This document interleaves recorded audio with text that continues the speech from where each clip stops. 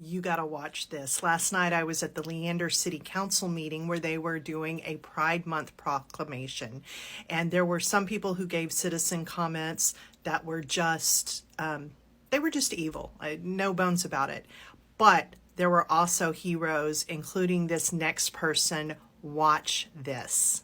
My name is Stephanie Reyes-Frand, and I'm here as an 8th generation Texan, a mother, a commissioner for the Leander Public Arts and Culture Commission.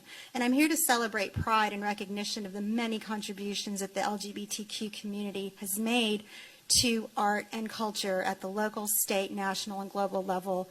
The opposite of pride is shame. And it seems that many people would rather people in the LGBTQ community live in shame of who they are. And I find it ironic that those coming up and spewing their Christian values forget Christian values have no place in our government. This is a community made of people observing laws, and those laws include the rights to live how you want.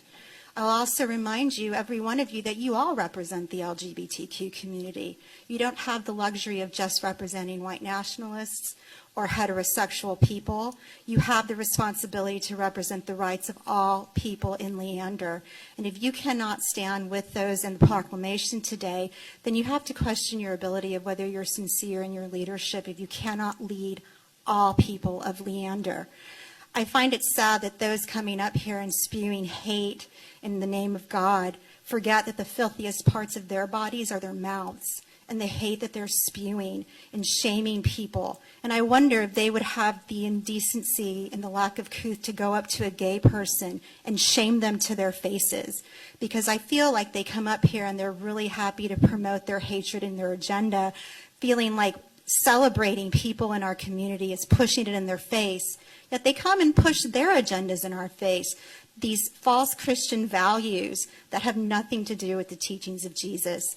Jesus hung out with the freaks. Jesus hung out with the people who were marginalized. Jesus didn't embrace those standing at the front of the temple. He stood with those that were cast out.